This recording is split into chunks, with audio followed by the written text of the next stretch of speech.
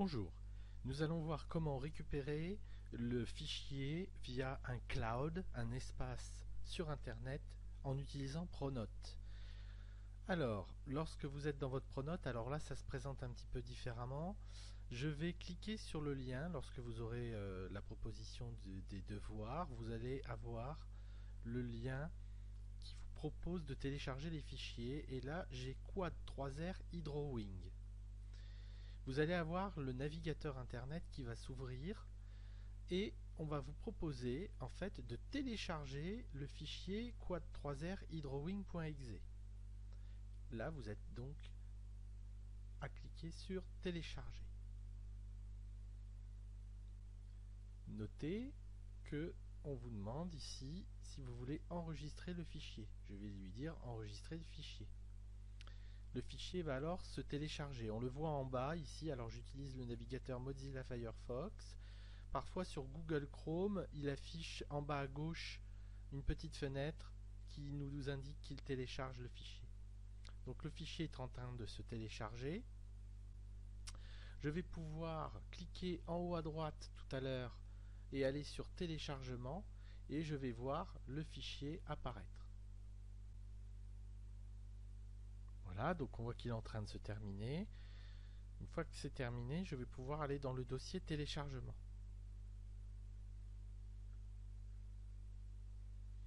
Donc je vais sur téléchargement, j'ai Quad3R Hydrowing, je clique dessus. Windows va me demander des informations complémentaires. Je clique sur informations complémentaires.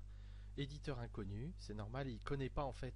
On aurait pu mettre un virus, d'ailleurs c'est comme ça qu'on peut envoyer des virus, mais moi je n'ai pas programmé de virus. Je clique sur exécuter quand même et mon fichier Hydrowing va se lancer et s'installer.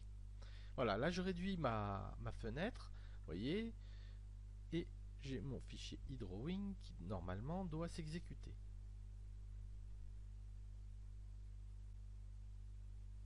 Voilà, donc Hydrowing se lance. Donc j'ai une fenêtre, je suis dans Hydrowing, je vais pouvoir l'agrandir. Alors je vais vous montrer les règles de base pour utiliser Hydrowing. Tout d'abord, j'ai une loupe ici. Quand je clique dessus, j'ai plusieurs loupes. Là, je peux encadrer juste la roue ici. Je laisse appuyer et je relâche. Voilà. Je peux revenir en arrière avec cette loupe zoom au mieux. Voilà. Je peux avec la double flèche, je laisse appuyer, je clique et je peux bouger le quad. Alors, la fluidité de l'affichage dépendra de la qualité de votre ordinateur et de la puissance de calcul de l'ordinateur et de la carte graphique. Alors là, je peux voir les pièces du dessous, avec notamment ici la transmission. Ici, avec la loupe et le cadre, je peux cliquer et encadrer ce que j'ai besoin. Voilà. Et je peux encore revenir en arrière et recliquer sur la double flèche pour le retourner. Donc là, vous allez vous amuser à manipuler Hydrowing. Alors la double flèche en croix, c'est pour le bouger dans le plan, horizontalement et verticalement. D'accord? Voilà. Je peux récupérer la flèche. Ici, c'est pour afficher une autre façon. Je peux décocher l'aspect 3D. Donc là, j'ai plutôt le dessin du quad en filaire. Si je reclique, j'ai les formes plutôt vision 3D.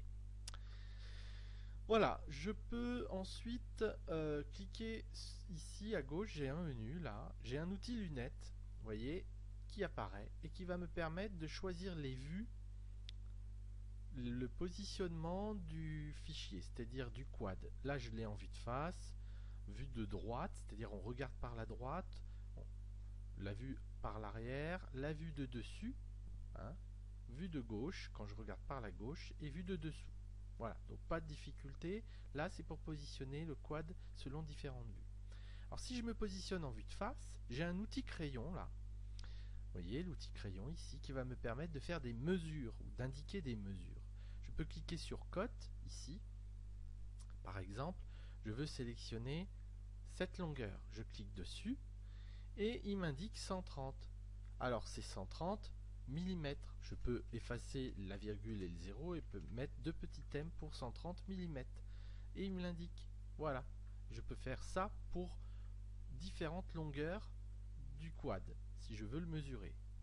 On peut aussi indiquer des petites petites informations, vous voyez, la flèche petit a, si je veux ici cliquer pour lui indiquer que cette pièce c'est la roue.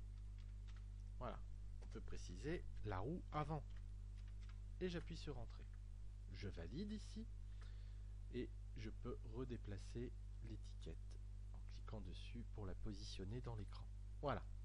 Donc ici vous avez des outils qui vous permettent de faire un tas de choses, vous pourrez vous amuser. Alors j'ai encore un outil pour mesurer qui lui est beaucoup plus précis que celui de tout à l'heure. En fait, le crayon et ici cote permet d'indiquer les principales mesures. Mais si je veux être plus précis, je vais prendre l'outil mètre ici. Je vais pouvoir activer le mode mesurer. Et vous voyez sur l'écran apparaît une petite règle et un petit mètre à ruban. Et là, je vais pouvoir par exemple mesurer une distance. Par exemple, je vais cliquer de là à là. Et il me donne la distance, D-I-S-T, distance, entre ces deux segments parallèles. Donc je vois ici que j'ai 39,26 mm. Donc de cette même manière, je peux mesurer différentes mesures. De là à là,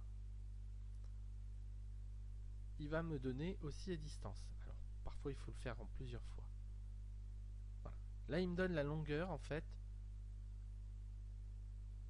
du segment qui se trouve sur le côté du quad. Alors vous voyez là je l'ai manipulé et les indications que j'avais affichées ont disparu. Donc l'outil crayon ou l'outil mètre selon ce que vous voulez mesurer. Ensuite là cet outil je vais faire l'impasse, c'est un petit peu compliqué, si vous arrivez à trouver vous l'utiliserez. Voilà pour les outils. Lorsque je clique sur la maison ici, je repositionne le quad en position de départ.